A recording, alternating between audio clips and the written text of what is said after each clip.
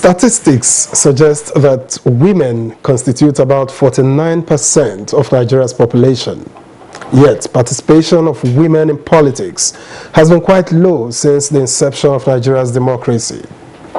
Now, over the years, concerted efforts have been made by government and non-governmental organizations to increase the level of participation of women in politics, in line with the declaration made at the 4th World Conference on Women in Beijing, which advocated 30% affirmative action.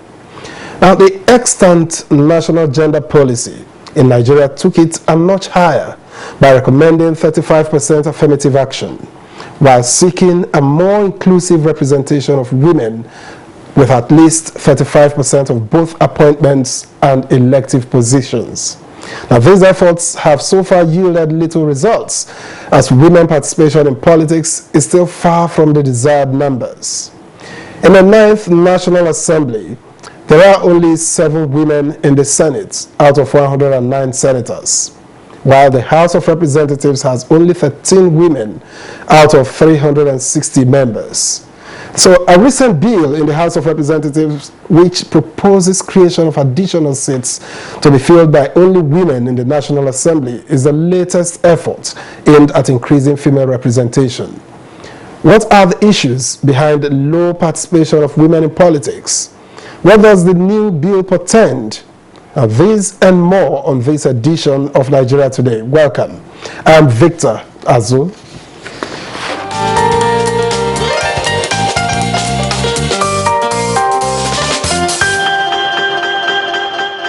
With me in the studio to discuss women representation in politics is Cynthia Mbamalo. Cynthia is Director of Programs, IGERIA Africa. Nice to have you on the program. Thank you for having me on the program. Now, let's hit it off straight away. Beyond inclusiveness, is there another reason to have more women in governance?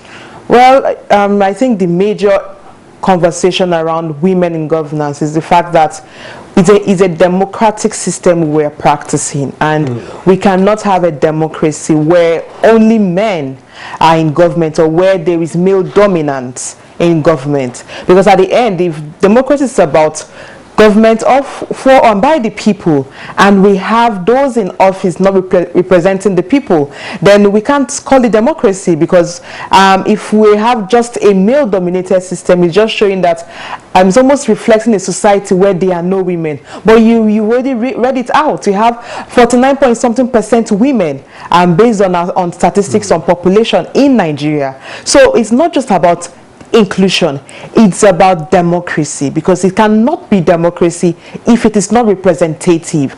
Beyond that is also the conversation around representation, because governance is about meeting the needs of the people, and the best way to meet the needs of the people is to properly represent the people from the perspective and the realities of the people. Now, only women understand how best to represent the issues of women, because even though we're all humans, male and women, or men and women, experience the world differently. Our realities are different. So it's also about governance, it's about leadership, that you cannot have a system that seeks to meet the needs of the people if almost half of the population do not have their voices represented in government by people of their own kind, which is basically women. So it's broader than inclusion. It's about doing the right thing. It's about human rights. It's about representation in a democracy. Okay.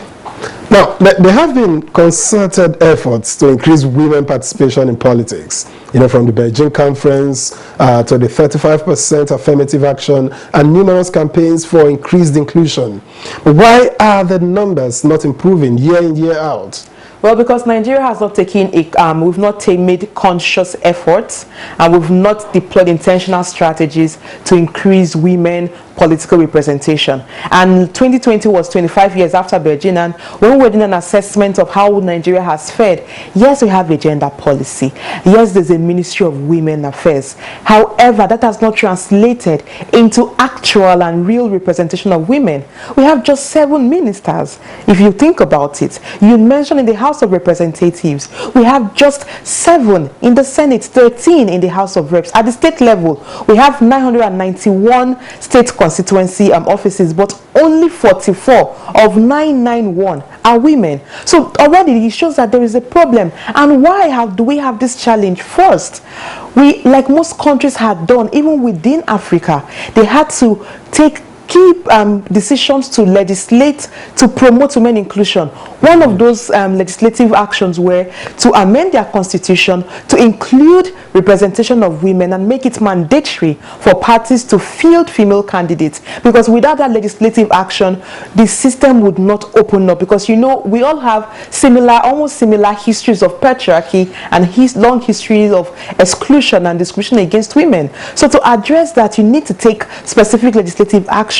So that was one some countries did. So if when you celebrate countries like Rwanda, they didn't just wake up and have it happen. They had to amend their constitution and their laws. When you look at even countries like Senegal, you know, you go to even in Tanzania, Uganda, in Kenya, they had amended their constitution to provide specific percentages of women representation at the parliament and even the executive for appointment. The other things other countries had done was, countries like South Africa, for one, if you look at the ANC party, they have what they call voluntary party quota. Now what they do is ANC has a 50-50 representation criteria, that as a field candidate, men and women 50-50, which is why if you look at the South African parliament, because ANC is the majority party, you see an increase in the number of women in the parliament, because the parties had taken conscious effort to do that. So within Africa, we've seen that countries that achieved a measure of increase in women representation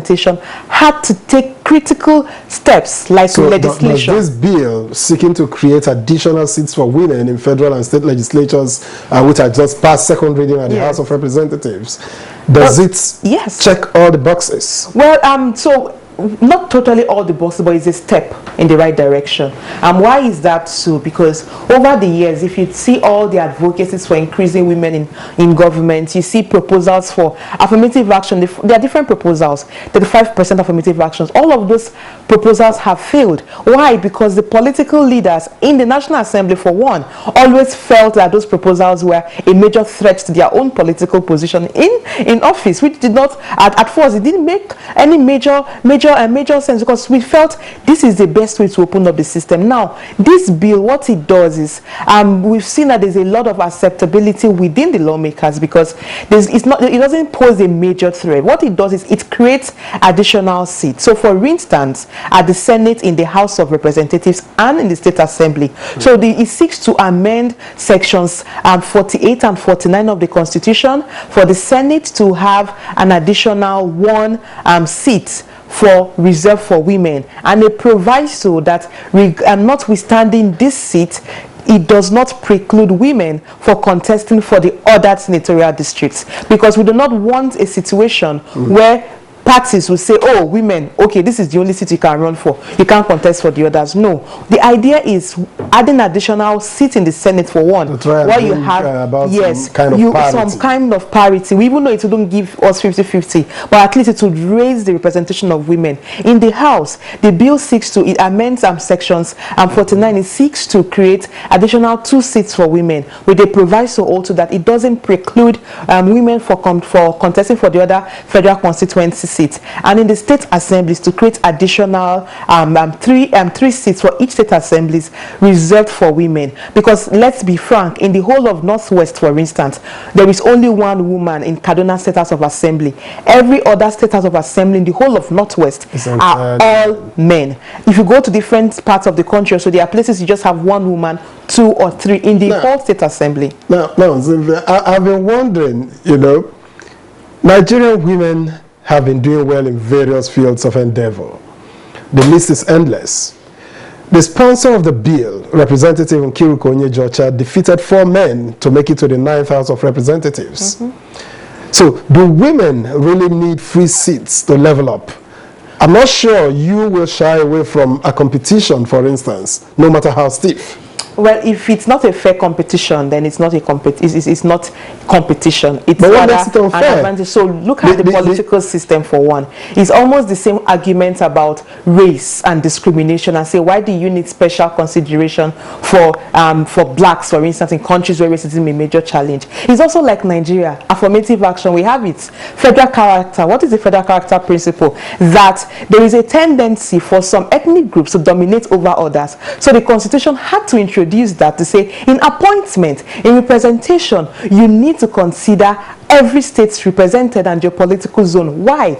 If you don't do that, there's a tendency for some ethnic groups or for some regions to actually have dominance in government. But that's appointment. That is appointment. That is appointment. But even in an appointment, is a major challenge if you don't introduce that law. Now, let's look at the electoral system. How is our political party system skewed? Already, women face extra challenges within the party system to contest office. There's a reason why we have a lot of women contesting elections and very few were emerging. And in 2019, we had done an engagement after the elections with our young females who contested the election, and when they shared their experiences, even their male counterparts were surprised, because first, you're fighting against a patriarchal system. You're fighting against traditional and religious norms that are yet to evolve to understand that women leadership is actually a norm, is a norm. So what you have now is like running a race. You have two individuals running a race, but one person has chains tied to their legs. Now we cannot say, oh, because they are both running on the same track, that we expect them to compete equally. No one is talking about how do you break the chain or make the person's legs easier to run. It's about equity. So you look at the challenges women have had to even emerge is a major challenge. So it's like when you want to have people of equal height and people of different height flew over a fence, you cannot give them the same level of support or stool for them to stand on, to see that you need to consider height. Who is taller? The taller person needs a smaller leverage to stand on, to see above the fence. The shorter and the mid, you have to provide the same the level of stool that would ensure that each person at the end would be of the same height. Now that is what women are asking for. That because of historical discrimination, because of the challenges we face, I don't know that we need to have that law to create some sense of fairness. And just to add lastly, the bill is not supposed, it does not make proposals to be ad infinitum. Why? Because there's a provision in each proposed amendment that this will be introduced for 16 years, after which it will be reviewed. Right. So you can see the intention is, let's have this and see if we lift up and have more women representation, then we can yes, tomorrow it may even be men who do not have representation. We would also think about that and say, let us ensure we have men, because we want men and women in government. That's the truth. It's not a women versus men thing. No, Cynthia. The bill has 85 other members in support. Yes. And there are only 13 women in the House. Yes. So if the men are in support of this bill, where is the perception that patriarchy is a barrier to women participation in politics? Where is it coming from? You need to understand the politics of perception and optics. And let's just be honest, if we're having an open and honest conversation. Precisely. This is actually the first time we're having this number of individuals, and even the speaker has also signed up to the bill. Why? Because Nigeria cannot produce Dr. Ngozi Okonjo-Iweala and Amina Mohammed of this world, and yet when you look down or look back to the country, you can't see women represented. The world is also asking, Nigeria, what are you doing? And our leaders like to look good too. So when they assess Nigeria, when they assess us within sub-Saharan politics, Nigeria needs to also stand up and say, oh, this is what we have done. So that is one. We need to have that level of respect within global affairs, at the international committee, at the international community. Beyond that, you'll be surprised that it was easier to have buy-in in this. Why? Because our male legislators also, this is not posited or seen as a threat, because there was a difference when you're saying 35% within the existing number. People are asking, So whose seat is threatened? You know, politics, it's a game of numbers, and it's local. Everyone wants to retain their seats. Of course, but that's why additional seats doesn't seem to be a major threat. And that is why we're having that. And we really are happy to see the number of individuals, lawmakers, supporting or sponsoring and serving as co-sponsors to the bill across geopolitical zones and across religious divides. And we actually need to see these become successful, because it's time for women to actually be represented. It's been quite an interesting conversation so far. I'm enjoying it. I'd rather be here than be elsewhere. But well, let's take a breather, just so we can hear what Nigerians think of the proposal. The program will return shortly.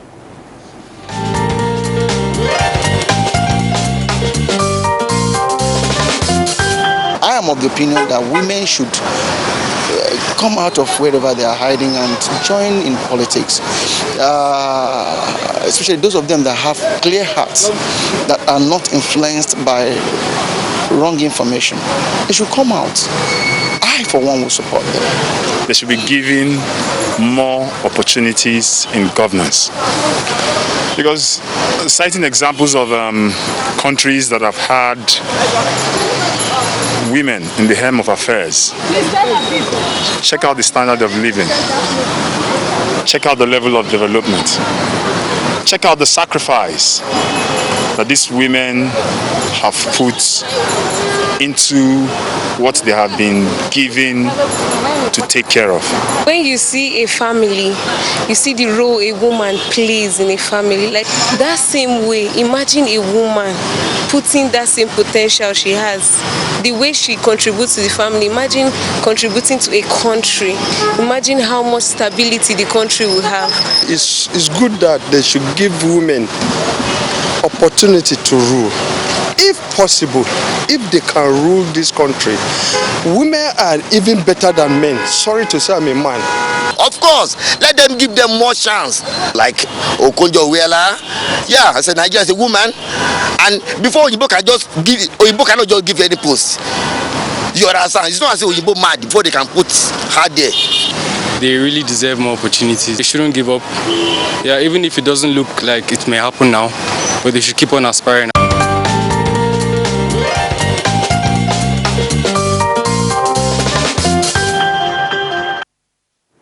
Interesting. You're welcome back, and if you've just tuned in, the program is Nigeria Today, and I have been discussing women participation in politics with Cynthia Mbamalu, Director of Programs, YIAGA Africa. Now, Cynthia, the bill is proposing 37 additional seats for the Senate and 74 additional seats for the House of Representatives. Already, many Nigerians have spoken out against the present National Assembly as constituted with regards to the huge resources required to run a bicameral legislature. Now, we seek to further bloat the numbers by creating additional 111 seats. Wouldn't that be a huge financial burden on the economy, especially as things stand? Yeah, actually, this was one of the major conversations around when the work around the bill started, and we understand the challenges with cost of governance, but I think we should also be students of history. The 1979 constitution in this country, we actually had 450 members in the House of Representatives. Let's also remember that in 1979 we had fewer number of states and our population was nothing close to 200 million as is projected today. But we had 450 seats in the House of Representatives and 5 senators for each state that existed at the time. If you also go to the 1963 constitution, which was the republic, they call it the constitution of the republic, because that was when we became a republic. Indeed. You would also see we had, and at that time we also had lesser number of population and even lesser number of states. So why do I say we need to be students of history? Is to also say that in our trying to address a particular challenge, and exclusion of women is a major challenge, it's impacting negatively on our development. We need to be honest, we need to call a spade a spade. In addressing this issue, can we as a people have a consensus that for this period of time we introduce this to ensure some level of fairness and open up the space to increase the number of women for a time being and then review that? Why? Because all of us, as the argument for cost of governance would come in, it doesn't mean that there are no agencies created every day. It doesn't mean that there are no newer introductions made that comes with budgetary implication. However, where we need to focus on is 111 what is large. It's still not up to 450 we had in 79 and the period, and then we had lesser number of citizens and even lesser number of states. The situation right now is not the same. You are talking about an economy that is mono. Everything depends on oil. You know what the situation with oil is now. Yeah, but that is where we need to step up. Because are not the same. If we also begin to hold our leaders to account, then we'll begin to see value for money. Whenever conversations around women issues come, that is when you see 1,001 reasons why it shouldn't work. It's the same thing with the response to sexual and gender-based violence. Every day, women, children are molested, are victims of sexual and gender-based violence. But budgetary allocation to these special needs are not considered. We keep saying we do not have budget. At what time do we as a people stop neglecting the interests and the needs of almost half of our population? We need to also consider that women are citizens, equal citizens in all ramifications. So let us ask ourselves, what is the cost benefit for this work? Do we benefit more when we have more women in governance? Do we have quality women in Nigeria? Yes, we do. We are performing well within and beyond Nigeria. But there is a problem.